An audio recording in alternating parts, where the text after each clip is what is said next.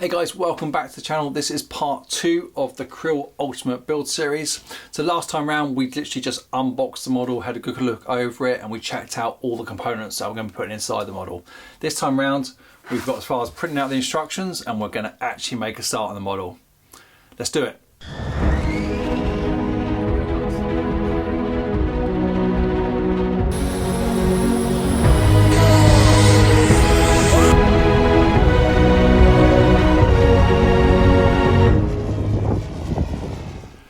Krill do provide an assembly guide. Let's have a look at that on the screen now.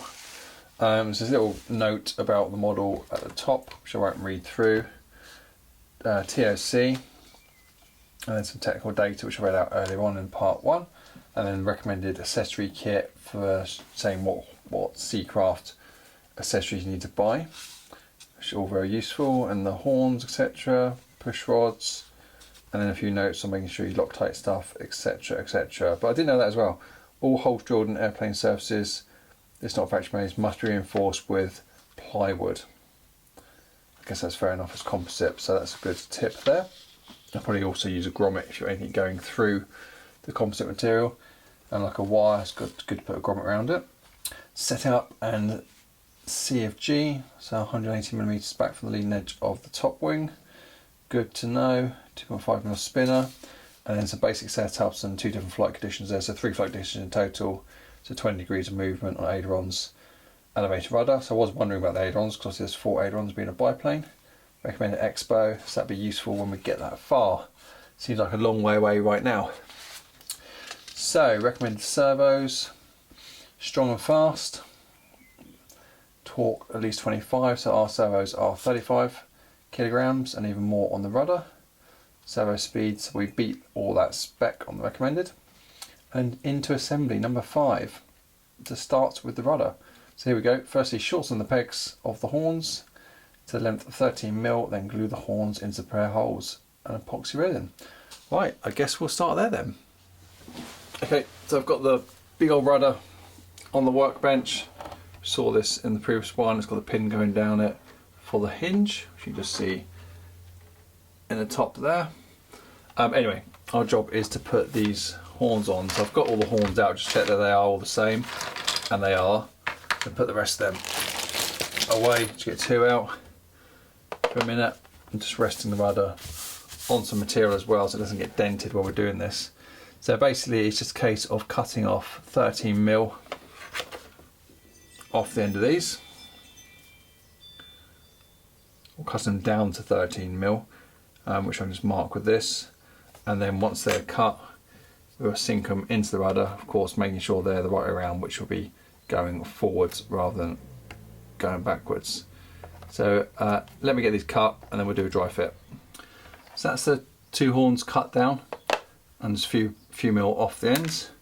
So I end up using a razor saw to do that, just much easier than using a knife, much cleaner cut as well I found.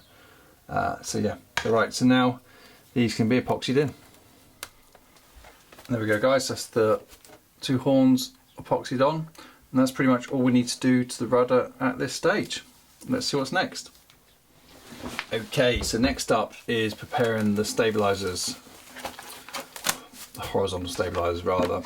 So this is going to be a case of we need to fit the servo, and with the servo fitted we need to work out where the hole is going to go for the servo head to come through.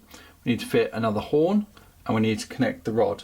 Once that's done, we need to attach the spar or the stabiliser tube and work out where to drill the hole to keep the tube in place, and do that on both sides. Now I'll probably end up keeping the tube in one half of it, but yeah, it needs to be drilled in both sides. So there's a few little jobs going on here to do it once.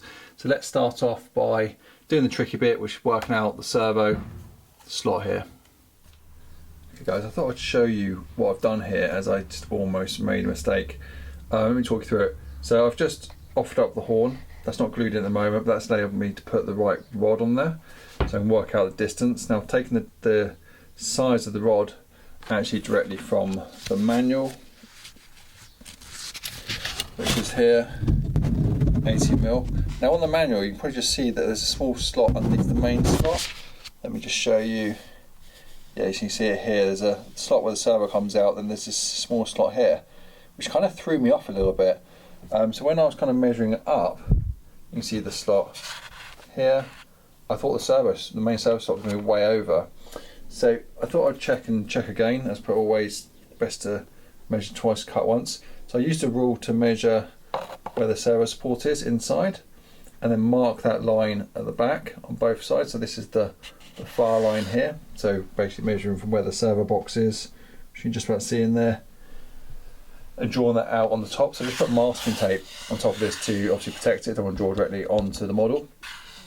So I've drawn that line, and that's enabled me then to work out with the servo, if you can just about see this, if I line it up, where it should be going, which is there.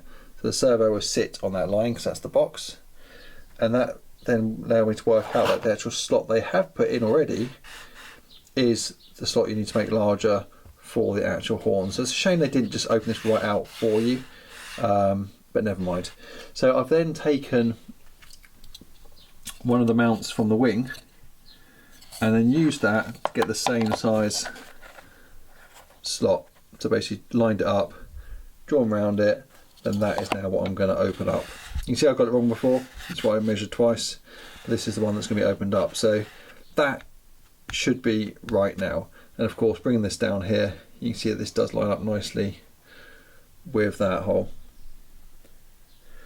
like so. So I think we're there or thereabouts. So I'm going to go ahead now, use a Dremel to start opening this up slowly. Then I'll get the servo in and check it partway through. There we go, there is the finished result. I've glued the horn down with some 10-minute epoxy. The rod's 80mm as per recommended, and then there's the slots for the servo, which I'm pretty pleased with. Servo's only bolted in with a couple of screws at the moment. No nuts here because obviously it's all will come back out now that's done. So I'll crack on with the other one.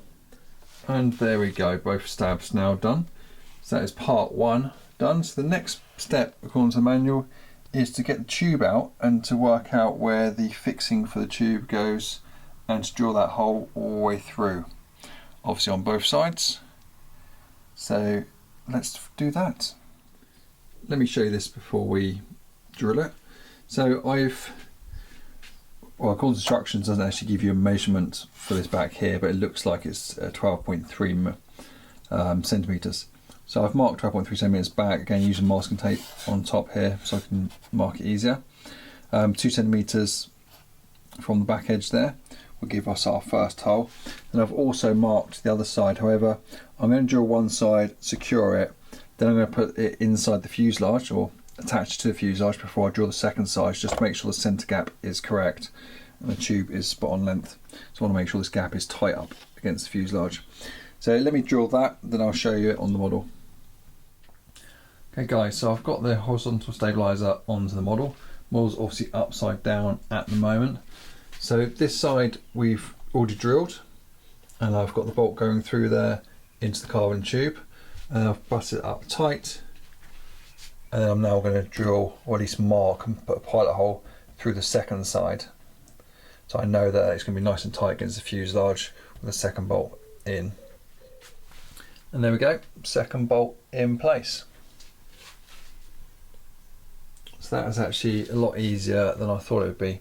So what I'm going to do now is take the tailplane back off, and I'm just contemplating whether to put a block of wood inside the tube with a nut inside it, so those bolts go into a nut. They are super tight already inside the carbon, but I think what I will do is put the lock nut inside there as well. So guys, so I just double checked on these bolts here. So what I'm going to do is I'm going to get some a 12mm dowel to dowel up the end of the tube on each side. Then I'm going to use an M3 tap to tap into the dowel, and that will give these bolts the carbon and the dowel to be able to really tighten up into. I can't do it now, so I had to just order the dowel. So we'll crack on with the next part of the build, which is the wings. Okay guys, so now it's time to get on with the wings. So I pulled down one of the wing panels. This is a lower wing panel. So obviously the top wing is a single piece. I've run some wire through. This will obviously be cut, so 2 extension leads will go through into the wing. One for this servo, and then the other wire will go up through the strut, which is on the other side, into the top wing, to power the second servo on that side. So that's all I've done so far. There's boxes in here for the servos. So if I grab one of those, I've just quickly mounted one of the servos onto that box. So they will screw in like so. Then it's just a case of also then connecting the horns up as we've done before, plugging them into there, boxing them in, and we can connect them up. So what I need to do is actually make up these extension wire, get that epoxied in, then that'll be that panel done. That's really all there is to it. Oh, of course, put the connector on the other end as well. Okay guys, let's just explain this again. So we've got the horn on, we've got the rod, we've got the servo in the servo box. That's not screwed down yet because there's kind of no point because it needs to be sprayed. That's the servo wire which will connect to the extension lead. Okay, pretty straightforward. This is obviously the bottom wing and the bottom side of the wing at the moment. Let's move it out of the way. Now if I flip this over, you can see the top side of the bottom wing. You'll see there's also another lead coming through. And that lead comes through and it connects to the wing brace, which joins the two wings together. So that will clip on, go through inside, and then we have another extension, which you just can't see, coming out the top of that. Let me zoom out for you. So that comes out the top and that will connect to the same thing, a lead coming out the top wing, which is for the servo. And that's it. So basically you end up with a lead inside each brace with connectors on to enable me to remove the brace away from the aircraft. And then on the opposite end, we're just going to obviously cut this wire and put some connectors on it. But probably what I'll do is use the power box 2-to-1 connectors, which means you can take two servos into one connector. And I'll probably put that connector on the wing, so that when I plug it in, it just locks in and joins the connector as part of the plug-in process. But I can't do that at the moment because I'm waiting for the connectors to come. So what I'll do is I'll just crack on with the other wing panel and get it to the same state. And there we go guys, that is the second wing now. Second panel of the lower wing rather. It's getting confusing. In the same state. So again, I've left the servo box out at the moment because I've not done the wire. I've changed the plug obviously, but I haven't done the other end yet. So I'll pull that in once I've got the 2-to-1 connectors at the end.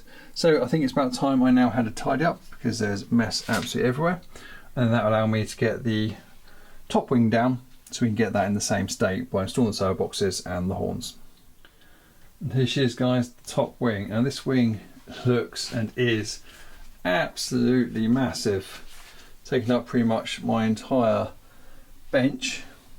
Been a long time since I've seen a one-piece wing this size, but there she is. That is the top of the wing. The holes here are just where you put the bolts through for the upright supports in the wing, and then centre bolts for the centre support on the fuselage. I'll show you quickly. I'll go onto here, spinning back round, and again the other support there. So yeah, so we need to get to the other side, so let me just flip her over. There's a couple of things I really love about this wing. I really love how swept back it is. Not sure if that's coming across well on screen, but it really is swept back. I also love the way they do their hinges. You probably noticed when around the other side there was no gap at all, and the A1 kind of just folds into the wing. Really nice. Okay, so what we've got to do, we've got to do the same process really. We've got to run an extension lead. I think just from this point to this point for the servo, because obviously the other lead comes through the strut, we just saw that. So we've just a small lead, make one up and run it where the string is, through inside here. And then we need to put the horns on, put the servos in the boxes, and that's about it. So just that times 2. Then we get that done now. And there we go guys, that's the first step complete. Just custom extension leads gone in. One for the wing strut and the other one obviously for the servo, connects the servo into the wing strut as you've seen previously. Now I've used power box wire because it enables me to pull the wire through before putting the ends on, which made this much easier than just attach the ends myself. Pretty easy process, never used to like doing this, but once it's quick, it's easy, and you can get the custom length. Okay, so next up we've got to put the horns on both sides and then just fit the servos and we should be done with the wing. And there we go guys, there's the horn glued on as per the other control surfaces. I've measured all the rods for the wing to make sure they're the same, which is 10 centimetres from the centre of the bolt each side. I've screwed the servo in, but I've only put 2 screws in at the moment. Everything's obviously loose because it's all going to have to come back out. But there we go, pretty pleased with that. Obviously the strut will connect to the servo there. And we've done the other side as well, all the way down the other end of the bench. Ready to go. So that is pretty much it for both wings. Well, the 3 wing panels. I'm super happy with that. Before we finish with the wings, I want to show you something that I've just changed. So I've basically just changed all the wiring for both of the lower wing panels. And that's because I decided to use this power box 2-to-1 wire, which gives me a nice end here. So it comes in 2 halves. Here's the other half. This bit will go inside the fuselage, mounted somewhere, and gives you 1 connection to plug in for both servos. So just rewired it quickly. Luckily used the old wire to thread it back through, crimped a couple new ends on, and that's it, finished. Okay guys, I think we're going to cut the video there.